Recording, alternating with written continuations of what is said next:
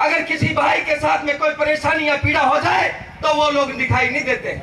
अपने चेले चपटों के माध्यम से वो जनता में घुस तो जाते हैं, लेकिन जनता की जहां पीड़ा और परेशानी आती है तो वो कहीं दिखाई देने का काम नहीं करते। ऐसा दुर्भाग्य हमारे महेंद्रगढ़ क्षेत्र का। अभी कुछ देर पहले चर्चा हो रही थी कि भी गऊ इस तरीके से हमारे अपहरण किए जाते हैं, यहाँ पर उठा के ले जाते हैं। पिछली बार आपने मानेसर में देखा किस तरीके से मानेसर में लोग इकट्ठा हुए और मेवात के लोगों को सबक सिखाने का कार्य किया। मेवात ही नहीं बल्कि राजस्थान सरकार को भी एहसास कराने का काम किया कि अहिरवाल भी कमजोर नहीं है। इस बात के लिए भी आप ताली बजाएं। कई बार कमजोरी का प्रतीक देते हैं लोग। अरे अब तो पानी भी रोहतक और पानीपत और हरिद्वार से ये नहरों का पीने लगे हैं, कुओं का नहीं पी रहे। हम भी कमजोर नहीं है। रोहतक वालों की तरह से हमें भी कॉलर पकड़ने आ गई है, हमें भी बोलना आ गया है, हमें भी लड़ना आ गया है। इस बात के लिए ताली बजाया। किस बात के कमजोर हैं आप लोग? हम कमजोर आत्माएं नहीं रही अब। हाँ, हमारा नेतृत्व तो कमजोर है, इस बात की मैं गारंटी दे सकता हूँ। वो कायर है, वो हिजड़े हैं, किसी भी क्षेत्र की पीड़ा के लिए वो नहीं दिखाई देते। मैं सरेआम चैलेंज के साथ कहता हूँ, उनके पिट्ठू भी सुन ले, फोन के माध्यम से भी सुन ले। ये गौ माता है। कहीं ऐसा ना हो जाए कि आने वाले समय में आप लोग इसी तरीके से पंचायत करें और हमारी बहन बेटियों को भी वो लोग उठाने पर मजबूर हो जाए। ऐसा ना हो जाए, इसलिए आपको स्वयं लड़ना पड़ेगा। कौन आएगा आपके लिए? आपको खुद लड़ना पड़ेगा। ये मेघन पास की चौक पर ये पंचायत इस बात का प्रतीक है कि आप कमजोर नहीं है। चाहे मैं महेंद्रगढ़ के उससे आखिरी छोर से आपके खुराना से लेकर मेरे साथ में सरपंच साहब देशराज फौजी भी आए। हमारी चर्चा चल रही थी कि मेघनवास में आज पंचायत होगी नहीं कि नहीं। हमें यह भी भरोसा नहीं रहता आजकल। जब देखा कि आपके अंदर जोश है, खरोश है, होश है, आप लीडर हैं, इस बात के लिए कोई इस बात की हम गारंटी देते हैं। साथियों, आज पुलिस ने अभी थोड़ी देर पहले मैं तो सरपंच साहब से कह रहा था, भाई आपकी 17 को पीड़ा हो गई, आपने 2 दिन का समय दे दिया, आपकी पुलिस की छानबीन शुरू हो गई, फिर भी जो कि तू कमाल है भाई। अरे क्या है ये तमाशा? मैं उन नेताओं से भी पूछना चाहता हूँ, उन पुलिस के आला अधिकारियों से भी पूछना चाहता हूँ, क्या तमाशा चल रही है? ये गौ हत्या के मामले में आप लोग कितनी फिक्सिंग कर रखी है, मैं आपसे पूछना चाहता हूँ। आपने कई वर्षों पहले देखा होगा यहाँ के क्षेत्र में हमारे पिछड़े क्षेत्र के अंदर सैकड़ों भैंसे चोरी हुई थी। खुडाना बास में 25-30 गांव की महापंचायत हुई और उस पंचायत के माध्यम से जब प्रशासन को डर सताने लगा तो आपकी मेवात से झूठी साची भेड़ बकरियों की तरह से भैंसे चोरी उठाकर आपके किसानों को देने का कार्य किया। ये डर होता है आपके लिए, ये इसलिए आपको कार्य करने चाहिए। इसके लिए साथियों, जिस तरीके से भैंस आ सकती है, आपकी गाय भी रोकी जा सकती है, लेकिन आपका डर होना चाहिए। कई लोग कहेंगे कि विनोद पाली बड़ा आक्रोश में बोलता है। अरे भाई, मैं क्या बनावटी बोलता हूँ? किसी से कोई फीस ले रहा हूँ, किसी से कोई डर लगता है? मैं वही बातें बोल रहा हूँ जो यहाँ माइक पर आकर कोई बोलना नहीं चाहता। अपने दिल में सारी बातें रखते हैं, आपस में चर्चाएं करते हैं, गली नुक्कड़ मोहल्ले होके पर बातें करते हैं। वही बातें सुनी हुई मैं इस माइक के माध्यम से आप जनता में पंचायत के माध्यम से कह रहा हूँ। कोई बनावटी बात नहीं है। आपके अंदर बलवान जैसा फौजी भाई बैठा है, परवीन भाई, यहाँ कुलदीप भाई बैठा है, जीवन भाई बैठा है, अनेकों, दिलावर परवीन जैसा सरपंच देखिए। हमारे कोई कमजोर कायर सरपंच भी नहीं आजकल। पहले मैं मानता था कुछ बुजुर्ग हमारे इन नेताओं के पिट्ठू थे, आज तो सरपंच भी सीधा सीधा कहने लगे, भाई नेता क्या है, हमने तेरे को दिया, तेरे से कुछ नहीं लिया। ऐसे लोग आपके क्षेत्र में, नई जनरेशन, तीसरी पीढ़ी बदल जाती है, नई जनरेशन आ चुकी है। आपको अब डरने घबराने की जरूरत नहीं है। आज डीसी दरबार लगा हुआ है, मंगलवार है साथियों। मेरा तो मानना है डीसी के दरवाजे पर खड़े होकर दरवाजे को बंद करके डीसी से पूछा जाए, डीसी साहब क्या बकवास है ये? ऐसे अधिकारियों को जब तक आप जिले के आला अधिकारियों से नहीं पूछेंगे तो ऐसी घटनाएं साथी होती रहेंगी। मैं थोड़ा सा इसलिए आक्रोशित आदमी हूँ। मैं आपको घटना बताता हूँ। मेरे पिताजी बीएसएफ में इंस्पेक्टर थे। हमने बांग्लादेश में गौ हत्यारों से अपने फौजियों को भी मरते हुए देखा है। हमने मानेसर में जिस तरीके से घटनाएं घटी वो भी देखी है। ऐसे आए 2 दिन आपकी घटनाएं होती हैं साथियों, लेकिन आपको रोक लगाने के लिए ऐसी पंचायतें नहीं। अब लठ लेकर आप तैयार हैं लठ के लिए? बोलिए। हाँ, ये प्रशासन के लिए नींद उड़ाने का काम करेंगे। और मेरी मांग एक और मैं मांग करता हूँ, जिन भी उन दारूबाज अधिकारियों ने हमारे सरपंच साहब और जान की जोखिम डालने वाले लोगों के साथ बदतमीजी की है, उनको टर्मिनेट किया जाए। कोई छानबीन नहीं होनी चाहिए, ताकि उनको एहसास हो सके कि सहीवाल क्षेत्र में भी लोग अपना अधिकार और लड़ना जानते हैं, क्योंकि ऐसे अधिकारी, ऐसे पुलिस वाले इस क्षेत्र में कोई जगह नहीं रखते। ऐसे हम उनके लिए टर्मिनेट की मांग करते हैं। और मैं तो अगली मांग ये भी करता हूँ, अभी उस डीसी के दरवाजे 150 लोग चलकर उसका दरवाजा खटाकर और डीसी से हिसाब किताब किया जाए। डीसी साहब, ये मेरे में क्या बकवासबाजी हो रही है? साथियों, मैं बहुत कुछ कहना चाहता हूँ, लेकिन मेरी तबीयत खराब है, मेरा गला का इन्फेक्शन है, लेकिन उसके बावजूद जैसे मुझे समाचार मिला, मैं कुछ जिम्मेवारी बलवान भाई जैसे को भी देता हूँ कि आप लोग, मैं एक और पीड़ा की बात बता देता हूँ। देखिए, यहाँ की पुलिस कैसी है। हम मुख्यालय की मांग करें, हम मेडिकल कॉलेज की मांग करें, हम IMT मांगे, आपके टूटे फूटे रोड मांगे, अगर रोड के किनारे भी बैठ जाए तो हमारे पर दर्जनों मुकदमे दर्ज करती है। यहाँ की महेंद्रगढ़ की पुलिस ऐसी है, हमें इनाम मिलता है। साथियों, ऐसी हालात है यहाँ महेंद्रगढ़ के। मैं कोई डरने वाली बात नहीं बता रहा आपको, ऐसे हमारे साथ होता है। मेरे पे मुकदमे दर्ज हो जाते हैं। आज भी शायद ये कहेंगे कि विनोद पाली घेर बोट के लाए हो, या तो इनका मुकदमा लगवाओगे या इन्हें जेल में ठुकवाओगे, तो विनोद पाली का ही पहले मुकदमा ठोक दो। तो मेरा मानना है कि सबसे पहला मुकदमा मेरे लिए तैयार है, आपके लिए साथ खड़ा रहूंगा। बहुत बहुत धन्यवाद आपका। साथियों, जो भी कमेटी निर्णय लेगी, पंचायत निर्णय लेगी, विनोद पाली आपके साथ था, है और रहेगा। जय हिंद, जय भारत। भारत माता की, भारत माता की, भारत माता की, गौ माता की, छत्तीस बिरादरी की, पंचायत एकता। बहुत बहुत धन्यवाद। भाई विनोद चेयरमैन, उस घटना के अंदर ये उन अपराधियों के पीछे कम से कम 2 घंटे अपराधियों के साथ इनकी जद्दोजहद चली, उस घटना के प्रत्यक्षदर्शी हैं। इनसे निवेदन करूंगा कि अपने विचार रखें और सारी घटना से हमें अवगत कराएं। भाई विनोद जी चेयरमैन। मान व सम्मान के योग्य आसपास के गांव से आए हुए सरपंच, जिला पार्षद, मेरे पिता तुल्य बुजुर्गों, नौजवान साथियों, जो 17 तारीख की रात को जो घटना घटी, आप सब लोग परिचित हैं। भाई संजय का फोन आया कि ऐसे कोई गाड़ी है, संदिग्ध गाड़ी है, उन्होंने हमारे पर पत्थर बरसाए। 3 से 4 मिनट में मैं मेरे साथी को लेके नहर पे पहुंचे। पिकअप पूरी भरी हुई थी, वहां तक हमें नहीं पता था इसमें घुमाता है। बुढ़ानिया से भाई संजीव, बुढ़ाना से भाई सरपंच प्रदीप, हमने सभी ने पीछे गाड़ी के पीछे लगाई।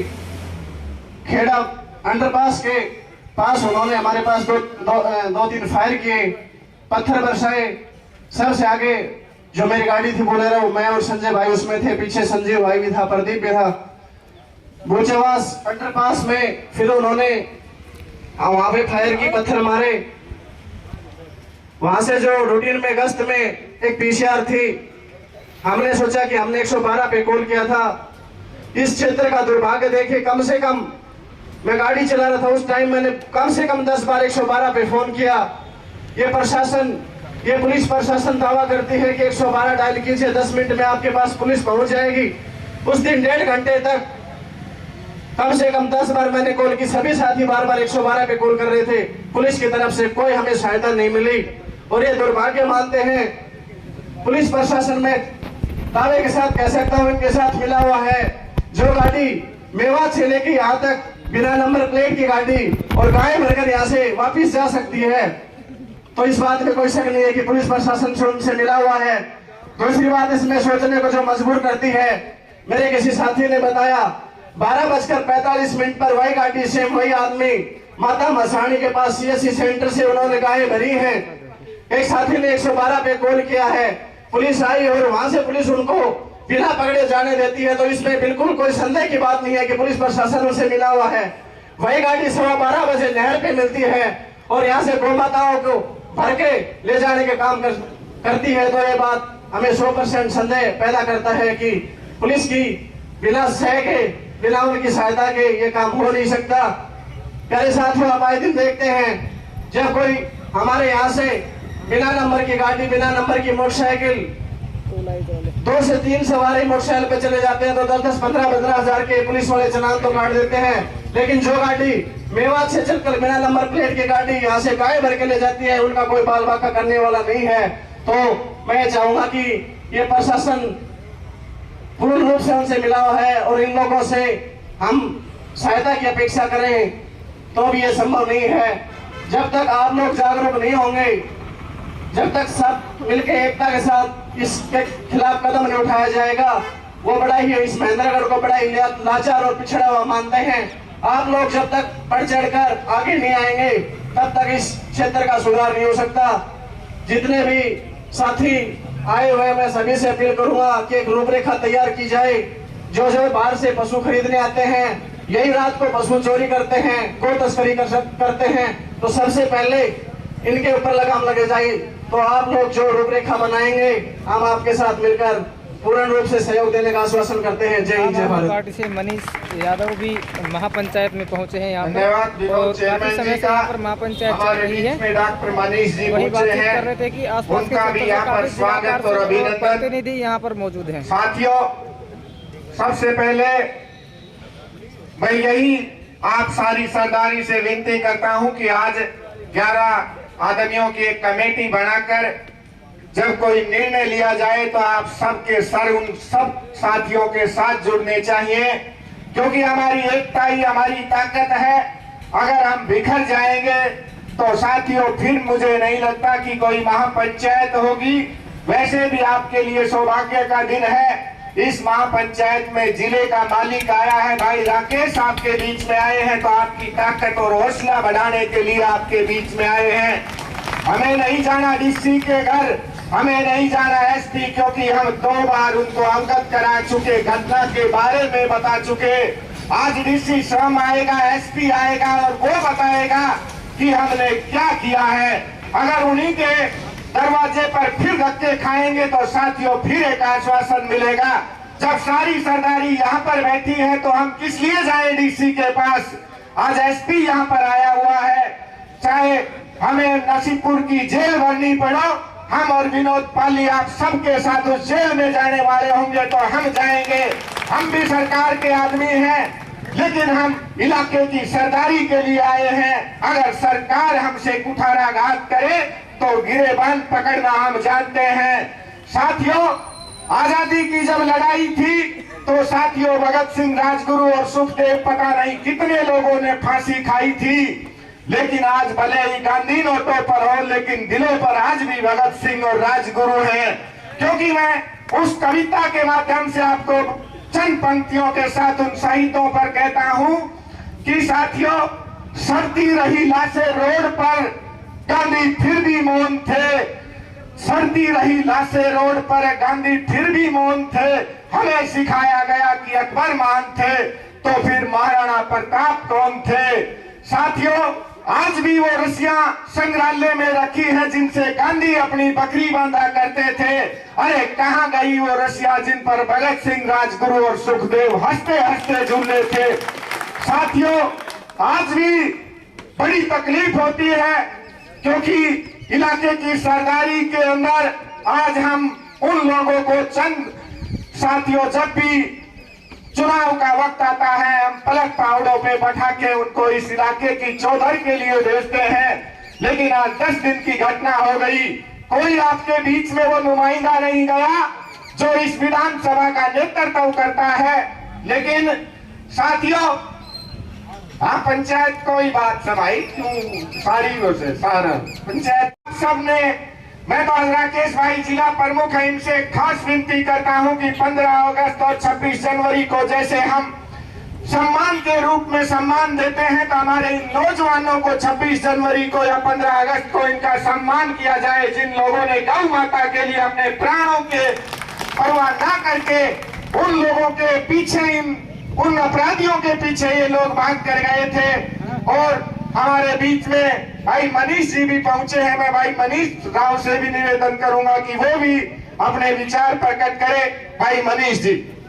साथियों के साथ जो घटना हुई है उस घटना की कड़ी निंदा करते हैं और हम प्रशासन से सरकार से ये अपील करते हैं कि सख्त से सख्त कार्यवाही उन घटना को अंजाम देने वाले लोगों के खिलाफ, उन अपराधियों के खिलाफ होनी चाहिए।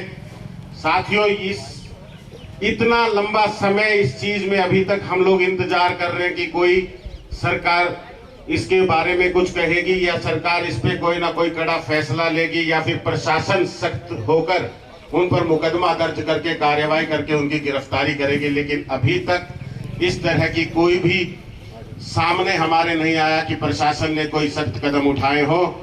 हम कड़ी निंदा करते हैं प्रशासन की। हम सब उन भाइयों के साथ हैं, गौ माता की रक्षा करने वाले, हम सब उनके साथ हैं। और मैं समझता हूं कि आज इतने सारे लोग यहाँ पर इकट्ठा हुए हैं तो जागरूकता दिन प्रतिदिन हम एक दूसरे का सहयोग करने के पे मजबूर हो गए हैं।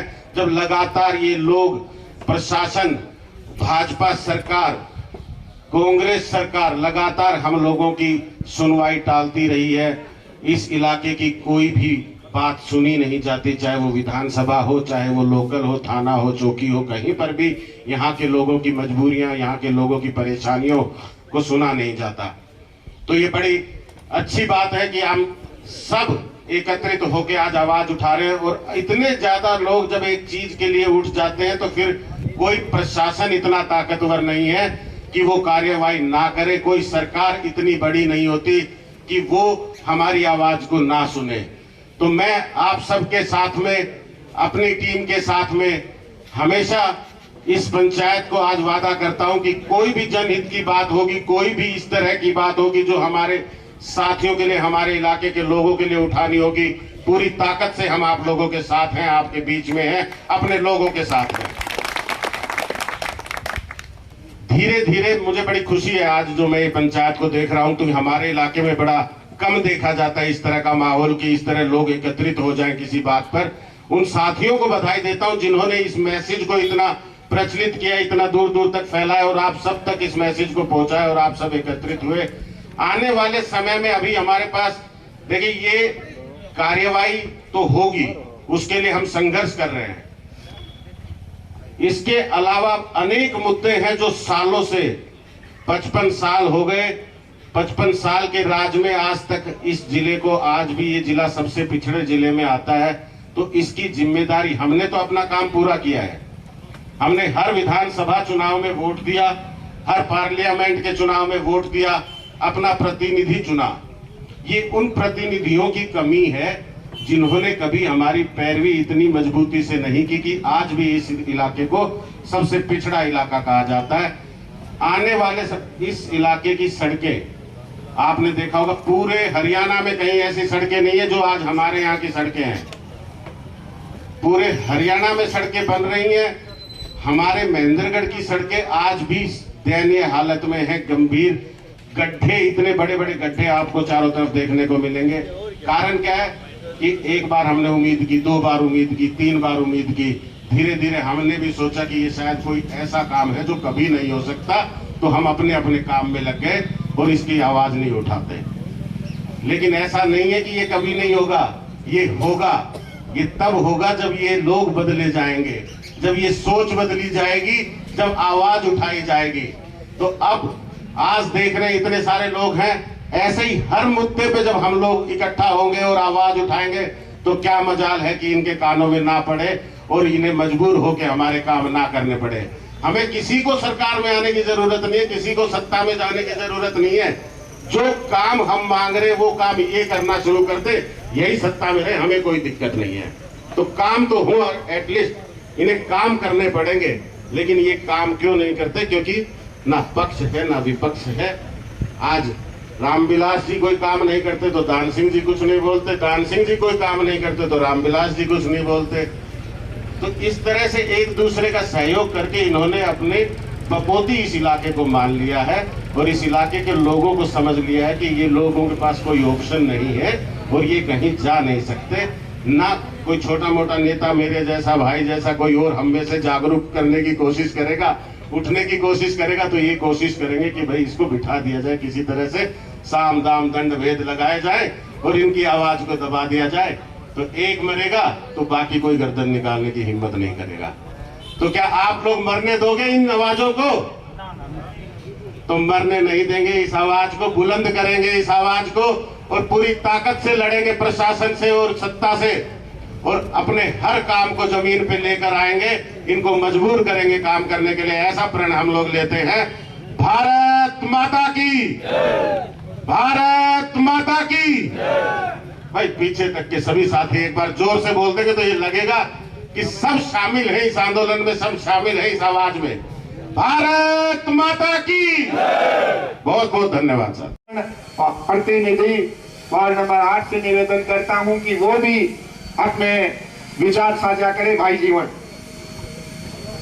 सम्मानित पंचायत, मेरी तो आपसे एक ही प्रार्थना है कि भाई आप यहाँ बैठने के बजाय आप चौक पे बैठ जाओ।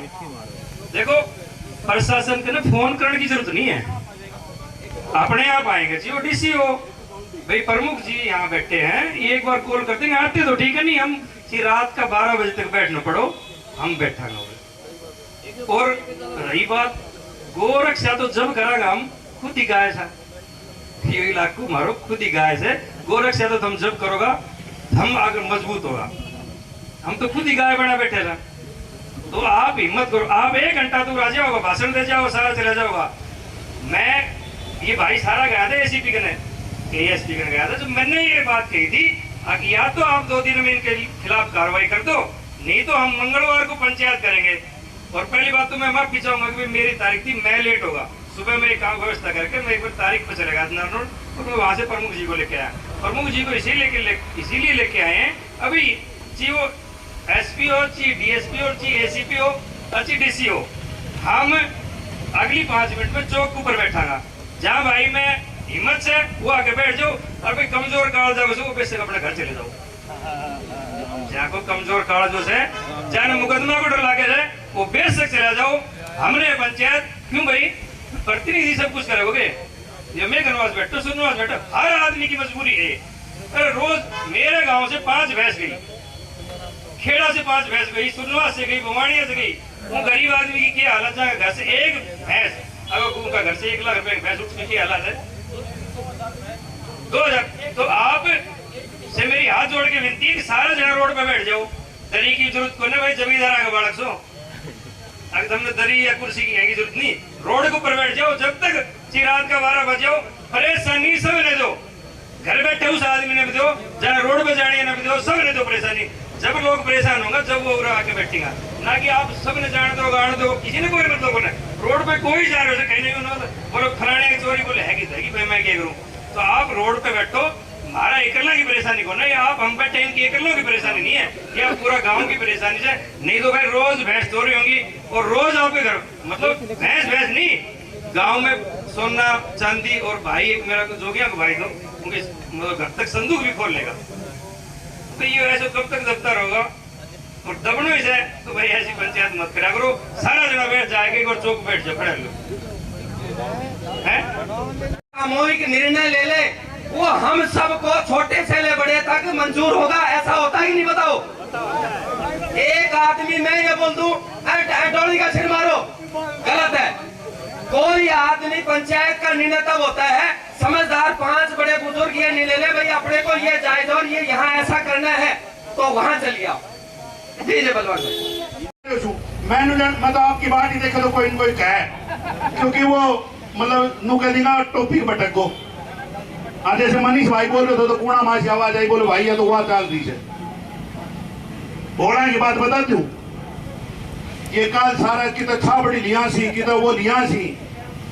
अरे तारा में इतनी दम है, मैं चैलेंज करता हूं अगर एक विधायक अपनी अंतरात्मा से काम करे, जैसे काल ओला पड़ा था, आज गिरदरावली थी और श्याम ने ही डीसी एसपी ये जितना भी था जो विभागीय सिस्टम तो कल तारा खाता की डिटेल लेकर खाता में पैसा आना चाहिए। अगर असली विधायक होता है तो ये गारंटी है करना चाहिए। पर लावल ने तो पढ़ना थी, जब तक ना करी बांध ली थी भाई, कोई सो बुला किसी कोई सा ना बैठा लो। देखो जब तक धमकी नहीं करोगा, अरे वोट तो कहीं नो किसी वो दान सिंह को आदमी से, वो रामविलास को आदमी से, अरे वोट तो हमने भी कहने कह दिया था, कोई थोड़ी को जो कट जान फिर अपना तो घेरना ही पड़ी ही। और नोटों पे गिरता तो महेंद्रगढ़ को नाम है, तो नोटों तो 200 भी वोट नाम टोटल। तो कहने को ये मतलब है जो ये तारीख पहले तो ये सस्पेंड डालो, कार्रवाई बैठाओ। विनोद भाई गलत है तो बताओ।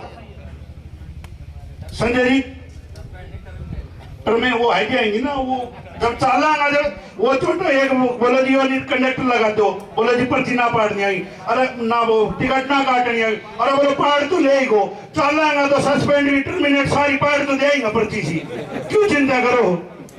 टर्मिनेट या को सस्पेंड तो तड़का फेरा जाएगा, ठीक है ना। तो मेरी एक और चीज भाई नाम नंबर लिख लो डायरी से क्या कहने, और हनुमासी 100 बंदा टर्मिनेट खातर अपन चालो और चालो तो बताओ, सारे नु चालो तो बताओ। मैंने उस मेरे पीछे तो 400 आदमी भाई प्रधान जी बुजुर्ग आदमी सी, रविंद्र गागरवास रहा, विनोद रहो, संदीप बच्चनी रहो, मनीष रहो, अरे यो शेर जो 6000 सरपंच में चलो धारे नहीं हो खड़े ये प्रवीण तारगनी ईसाई है शेर रहा, तुम सिर्फ पीठ मजबूत करो, यो कमजोर है यानी झाड़ पाड़ ले ठेकाड़ा मामला में यो ही ना तुर्की भी ना तो कहने को यो मतलब है जब तक तम ये रहा यो बैठे अपना सरपंच साहब देश राज फौजी और इधर संघर्षशील, मैं सारी बात ना बताऊं कि नहीं वो दूसरी नो लड़िए सिंह भेजाऊंगा। धन्यवाद। हाँ तो मैं कहने को यो मतलब है कि तारगनी इतना मजबूत थी तमने तो सिर्फ 7 जानों से या गारंटी से आके खड़े आने वाले बंदे पिछड़ा 5 नहीं आने देखो, या मेरी जिम्मेदारी भैया ही ज्यादा बताओ क्या कद बताओ तारों पर केस नहीं आने दे, हम अपनी जिम्मेदारी लेंगे। हमारा हम लिस्ट ही बना के देते हैं साहब ये था ले चल लो, 5-6 जमानत वाला भी तो चाहिए, हमने भीतर कर देना फिर जमानत कौन कराओगे, जमानत वाला भी तो ना जाए, गलत तो ना साहब ना, गलत है तो बताती हो। और कोई बात नहीं घनाई दिन आएगा, फौजी ना झुका है कभी, फौजी ना रुकेगा कभी। जय हिंद जय भारत। मैं आप सबको समस्त पंचायत को प्रणाम करता हूं और साथियों के इस जज्बे को सलाम करता हूं जिन्होंने गौ माता की रक्षा करने के लिए अपने प्राणों को न्योछावर करने तक के लिए तैयार थे।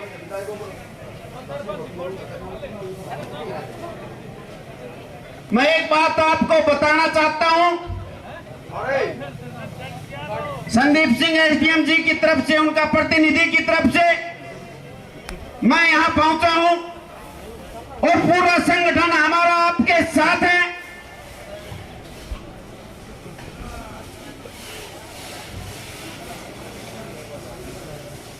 साथियों, जब देश आजादी के दौर से गुजर रहा था उस समय हमारे साहित्यकारों ने बहुत सी ऐसी कविता लिखी जिसमें हमारे युवा शक्ति को जागरूक करने का काम किया। उस समय की वो कविता की हो गई है, पीर पर्वत सी पिघलनी चाहिए, इसी हिमालय से कोई गंगा निकलनी चाहिए। आज ये दीवार पर दो की तरह हिलने लगी शर्त, लेकिन थी कि ये बुनियाद हिलनी चाहिए। हर सड़क पर, हर गली में, हर नगर, हर गांव में हाथ लहराते हुए लाश चलनी चाहिए, लाश चलनी चाहिए। सिर्फ हंगामा खड़ा करना मेरा मकसद नहीं, सारी कोशिश है कि ये सूरत बदलनी चाहिए, मेंढड़ की जो स्थिति है ये बदलनी चाहिए। मेरे सीने में नहीं तो तेरे सीने में सही हो कहीं भी आग, ये आग जलनी चाहिए, ये आग जलनी चाहिए।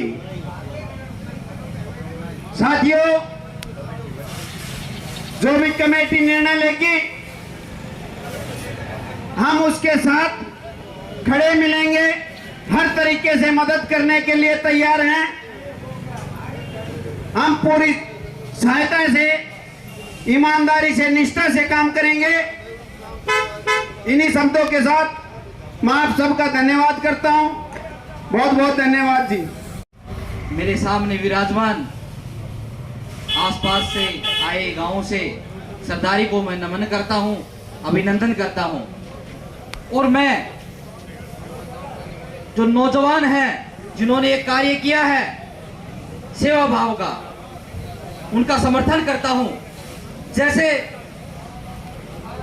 देश के लिए जवान सरहद पर लड़ाई लड़ते हैं और देश की सेवा करते हैं, ऐसे ही सरकार ने तो कह दिया कि भाई गौ सेवा निगम या गौ सेवा आयोग बना दिया। उन्होंने अपना काम किया, लेकिन उन्होंने ये हिदायत भी देनी चाहिए प्रशासन को कि अगर गौ सेवा के लिए नौजवान कोई कार्य करता है, युवा साथी कोई आगे बढ़ के आता है, तो आपका उनको सहयोग करना चाहिए, ना कि उनका खिलाफत करनी चाहिए, ताकि उनको हौसला मिले कि भाई हमारे साथ वो प्रशासन भी खड़ा हुआ है जो हमारी सेवा के लिए है। ये अपनी सेवा के लिए, ये खुद व्यक्तिगत कार्य के लिए नहीं गए थे वहां पर, ये एक सामूहिक एक धर्म का कार्य है और गौ सेवा के लिए गए थे। ऐसे ही इसके एक उदाहरण है। इसके अलावा कोई भी ऐसी दुर्घटना हो सकती है किसी भी नौजवान के साथ, किसी भी बुजुर्ग के साथ, किसी भी माता बहन के साथ, तो उसके लिए भी कि जो भी देश हित के लिए, समाज हित के लिए कोई कार्य करता है, तो उसके लिए प्रशासन को उनका सहयोग करना चाहिए, ताकि उनके हौसले बुलंद हो कि हमें सहयोग मिल रहा है अगर कोई अच्छा कार्य करता है। जैसे गलत कार्य करने पर अगर उनको सजा दी जाती है, तो ऐसे ही अच्छे कार्य करने पर भी उनको रिवार्ड देना चाहिए, उनको पुण्य के लिए कि भाई आशीर्वाद मिला है, ताकि बूढ़े बुजुर्ग उनको रोके ना, उनका समर्थन करे। कई बार युवा साथी अगर किसी समाज के लिए, हित के लिए कोई कार्य करते हैं, अगर इनका सहयोग नहीं होगा, पंचायत ने समर्थन दिया है और हमने समर्थन दिया है, ऐसे ही अगर सरकार समर्थन नहीं करेगी, सरकार इनके साथ नहीं खड़ी होगी, तो कल को कोई और ऐसा कार्य करेगा तो घर के बड़े बुजुर्ग, उनके माता पिता रोकेंगे कि आपके साथ वो प्रशासन तो है नहीं, आपके हम नुकसान करवाएंगे, आपके ऊपर केस होगा, तो आप मत जाओ, मत ऐसा कार्य करो। तो इसके लिए मैं आप सभी के साथ, पंचायत के साथ एकजुट होकर खड़ा हूं। जो भी मेरे से या जिला परिषद से कोई मदद होगी, जैसे अभी बताया भाई साहब, जब मैं गया था, भाई साहब की यहाँ तारीख थी, भाई साहब ने विचार रखा कि ऐसे महापंचायत है गौ रक्षा के लिए और सामूहिक या समाज हित के लिए, तो इनके बुलावे पे या इनके फोन पे तो मुझे चलना है वे साथ। मैं आया, यदि शाम हो कि दोपहर हो या रात हो, जब भी कोई समाज हित के लिए, कोई देश सेवा के लिए कोई कार्य होगा और उसमें अगर प्रशासन के खिलाफ भी जाना पड़े तो हम जाएंगे, कुछ भी हो। देखिए जनता है, जब जनता, एक भाई साहब ने जैसे बताया कि जागरूक है, अब जागरूक तो हो रही है, लेकिन उनको साथ चाहिए, आपका आशीर्वाद आपका है, युवाओं का साथ चाहिए कि ताकि वो एक शांति प्रिय, अगर उससे काम होगा तो उसके साथ लड़ेंगे, अगर शांति से नहीं होगा तो उसके बिना भी लड़ाई लड़ी। इसी के साथ मैं अपनी वाणी को विराम देता हूं। जय हिंद, जय भारत। मैं मणिपाल, जिला पार्षद, वार्ड नंबर 9 से। जैसे कि भाई साहब का अभी मेरे पास टेलीफोन आया, वहाँ पंचायत हो रही है, हमारे जिला प्रमुख जी का मैसेज आया, तुरंत मैं तैयार होकर जब यहाँ पहुँच गया हूँ। जैसे हमारे से जिला परिषद की तरफ से जो भी आप उम्मीद रखते हो मदद के लिए, हम आपके लिए 24 घंटा तैयार रहेंगे। तन मन धन तीनों चीजों से हम आपके साथ तैयार हैं। पब्लिक चाहिए आपको, हम पब्लिक और बुला देंगे, जहाँ चलना है वहाँ हमारे साथ चलो, हम आपके साथ हैं। किसी भाई के साथ इस प्रकार का व्यवहार हम नहीं देख सकते जी, हम आपके साथ हैं। ठीक, धन्यवाद। पाबंदी लगाओ। एक जितने भी किराएदार हैं जो बाहर से आते हैं, वो सह देते हैं इन लोगों को, इन व्यापारियों को, क्योंकि किराएदार है वो 24 घंटे गांव में रहते हैं और 24 घंटे की पल पल की खबर उनके पास रहती है। एक तो सरपंच साथी जितने भी किराएदार हैं उनकी वेरिफिकेशन, उनके डॉक्यूमेंट्स अपने पास ले, और पुलिस प्रशासन या सीआईडी का कोई भी भाई यहाँ बैठा हुआ है, मैं निवेदन करूंगा उनसे कि भाई जितने भी मेव इस क्षेत्र के अंदर है उनकी आप लोग अपने ऊपर एक डाटाबेस तैयार करें, उनका वेरिफिकेशन तैयार करें, और सरपंच का ये दायित्व बनता है कि बिना वेरिफिकेशन के किसी भी मेव को अपने गांव में ना घुसने दे। गांव के लोग हैं वो हमारे साथ हैं। और एक सुझाव मैं दूंगा आप लोगों को, मैंने पिछले 5 साल से देखा है, जब से भाई मैंने थोड़ा बहुत होश संभाला है, 28 साल की मेरी उम्र है। 5 साल में महेंद्रगढ़ में जितने भी आंदोलन हुए हैं, किसी भी संघर्ष को लेके, किसी भी मांग को लेके, तो सबसे बड़ी जो हमारा माइनस पॉइंट है, हमारे अंदर फूट है। जब इकट्ठे होते हैं तो 100, 200, 300, 500 लोग भी मिलते हैं। जब वहां मुख्यालय के लिए आंदोलन हुआ था, वकील भाइयों ने जो शुरुआत की थी, तो जब भाषणबाजी का टाइम आया तो पूरे क्षेत्र के जितने भी ओजस्वी, तेजस्वी जो भी वक्ता थे, सब मिलते थे वहां पे। लेकिन लास्ट में जब वो आंदोलन पीक था, और पीक के बाद धीरे धीरे सोचते थे बोला रे यो नेता बन जाएगा, चलो ना अपना घर में क्या देर से, अरे बाहर आना नेता बना वाला अपन तो बढ़ जाएगा, क्या दिक्कत हो जाएगी यार, अपन टाना बनाओ यार, कोई सो भाई बोल रहे हैं अगर संघर्ष करे तो। इसलिए मैं एक उदाहरण देता हूँ आप लोगों को। अभी सरपंच एसोसिएशन की मुख्यमंत्री जी के साथ हमारी मीटिंग थी 15 दिन पहले। तो यहाँ जिले के सरपंच भाइयों ने मुझे मौका दिया कि आप प्रतिनिधित्व करिए जिले का। तो 22 जिलों से हम 25 सरपंच थे। रोहतक जिला थोड़ा बड़ा है तो वहां के 3 सरपंच वहां के, तो 25 जब हम वहां बैठे हुए थे जिला प्रधान मुख्यमंत्री जी के सामने हरियाणा निवास के अंदर, तो मुख्यमंत्री जी ने हमारे सामने बात रखी थी। जब इन बातों पर चर्चा चल रही थी, आंदोलन को लेके, मांगों को लेके, तो मुख्यमंत्री जी ने कहा कि भाई बुरा मत मानना आप लोगों में से काफी सरपंच ऐसे हैं जो विपक्ष की पार्टियों से मिले हुए हैं, क्योंकि वो फूट डालने का काम करते। फूट की बात आई है तो बता रहा हूं मैं। तो मेरे से रुका नहीं गया, मैंने बीच में अपना माइक ऑन किया। मैंने कहा मुख्यमंत्री जी मैं एक बात बोलना चाहता हूँ। मतलब बोलिए आप।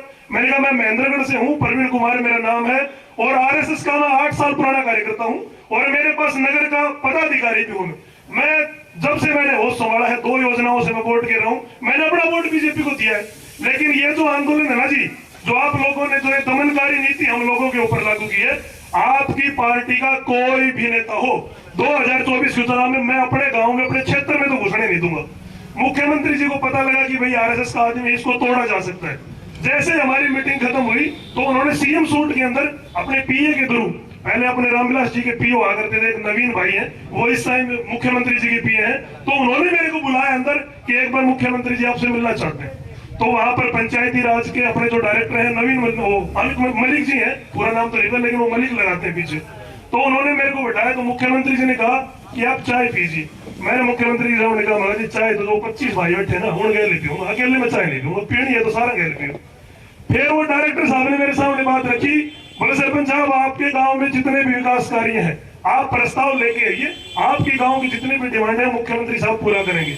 मैंने एक ही बात रखी थी, महाराज भाई साहब बात ऐसी है, सरकार के पास बजट है, गांव ने मेरे को आक्रोशित इस महापंचायत के बीच उपस्थित आप सभी गणमान्य महानुभावों को, सभी नौजवान साथियों को, पत्रकार बंधुओं को और बच्चों को मैं अपनी तरफ से सबको यथायोग्य नमस्कार करता हूं। और आज जो सम्मान मुझे दिया गया है, मुझे खेद है इसका अध्यक्षता का जो जिम्मेदारी का काम दिया गया था माननीय हेडमास्टर ओम प्रकाश जी, और उनके यहाँ ट्रेजेडी हो गई है। मैं आप सब की तरफ से उसके लिए खेद प्रकट करता हूँ और दुख प्रकट करता हूँ। परमात्मा दिवंगत आत्मा को शांति प्रदान करें। इस सभा में जितने भी वक्ताओं ने अपने अपने विचार रखे, मैं उन सब का आदर करता हूं, और उन्होंने जो सच्चाई है वो मीडिया के सामने, पहले भी समाचार पत्रों के माध्यम से इस क्षेत्र की आवाज को बुलंद किया है। आप सब की तरफ से उन पराक्रमी और जाबाज आधी रात के समय गो तस्करों का बड़ी वीरता के साथ मुकाबला करने के लिए मैं आप सब की तरफ से उनको बधाई देता हूं और धन्यवाद देता हूं, और परमेश्वर से प्रार्थना करता हूं कि उनकी लंबी आयु करें और उन्हें और भी आत्मिक और शारीरिक बल प्रदान करें। इस गो तस्कर वाली घटना के बीच चश्मदीद जो साथी थे 17 तारीख की रात को विनोद, चेयरमैन राव तुलाराम, सही तुलाराम, सुरजनवास, संजय सरपंच सुरजनवास और प्रदीप सरपंच मुडैन, सुनील कुमार और जिन जिन ने भी बवानिया से भी हमारे सरपंच साहब पहुंचे, तत्काल ही अपनी गाड़ियां लेकर के उनका पीछा किया। और प्रशासन की तरफ से मैं खुफिया तंत्र को अवगत कराना चाहता हूं कि शर्म को भी शर्म आ जाए जब पुलिस प्रशासन को इस बात की 10 बार जानकारी 112 नंबर पे दे दी गई।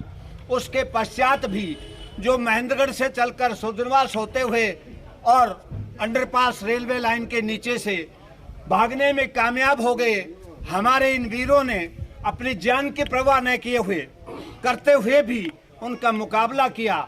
जिनके पास हथियार थे फायरिंग उन्होंने की, पत्थरों से गाड़ियों को तोड़ डाला। हम आप सब की तरफ से इस घटना की भर्त्सना करते और निंदा करते हैं पूरे इस प्रशासन की।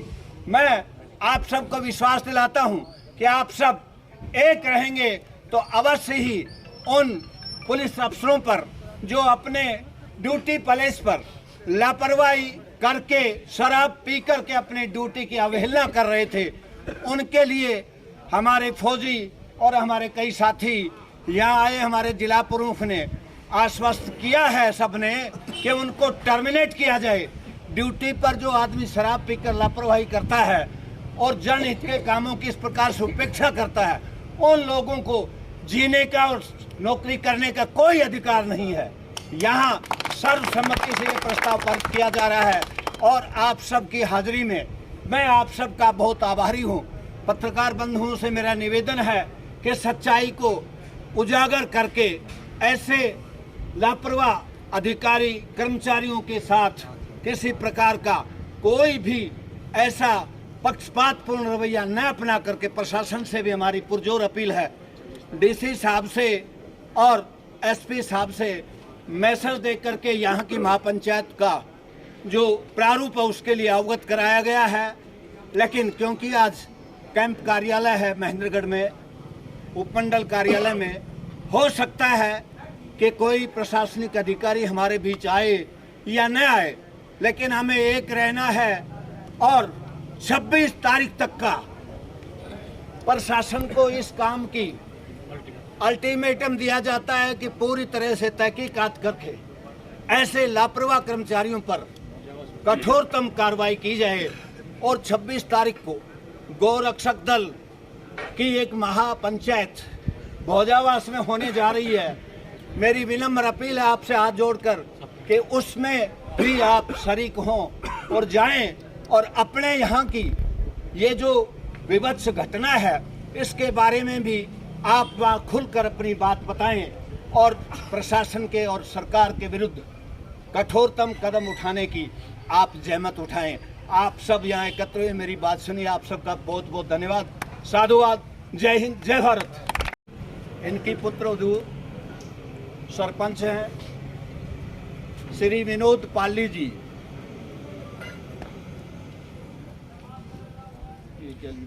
तो इसमें क्या फैसला लिया गया और किस मुद्दे को लेकर पंचायत थी?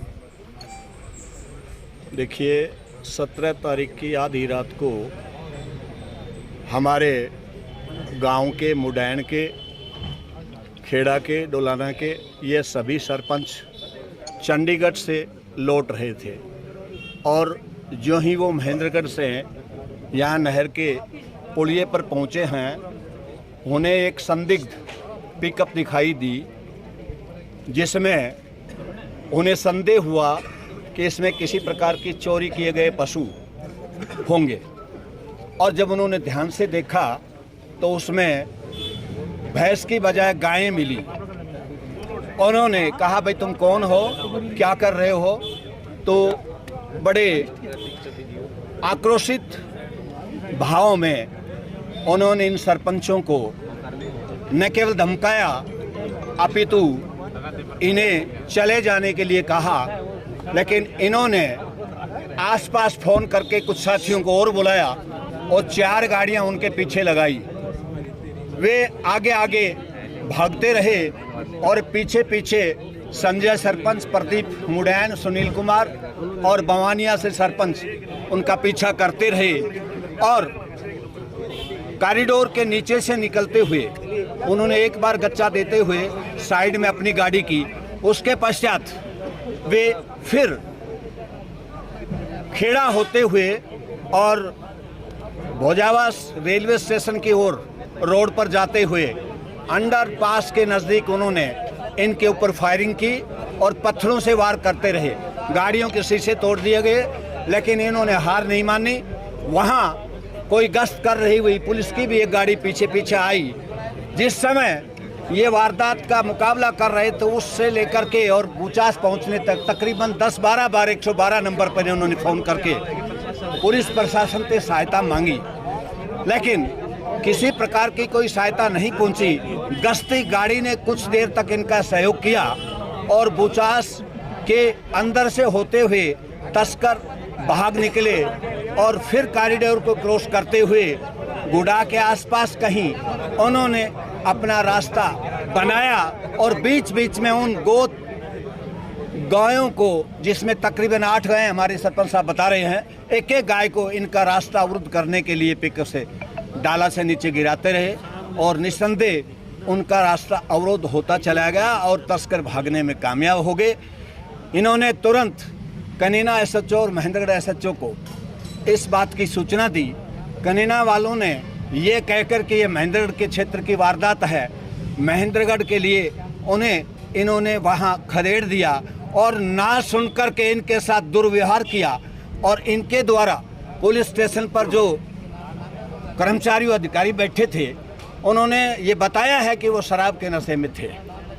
इस बारे में इन्होंने जो ही महेंद्रगढ़ भी आकर बताना चाहा तो महेंद्रगढ़ के SI राजेंद्र सिंह ने, हमने सुना है कि बता रहे राजेंद्र सिंह ने इनको कहा कि ये ऐसे ही इसी प्रकार से करते रहेंगे, इनका कोई लेन देन नहीं, इनको खदेड़ो, इनको भगाओ यहाँ से।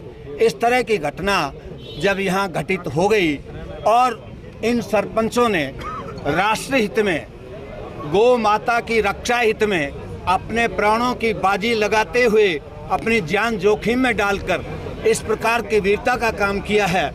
हम आप सब की तरफ से इनको धन्यवाद करते हैं और इनके पराक्रम की भूरी भूरी प्रशंसा करते हैं और प्रशासन के लिए, पुलिस प्रशासन के लिए घोर निंदा प्रस्ताव पारित करने की हमारी योजना बनी है।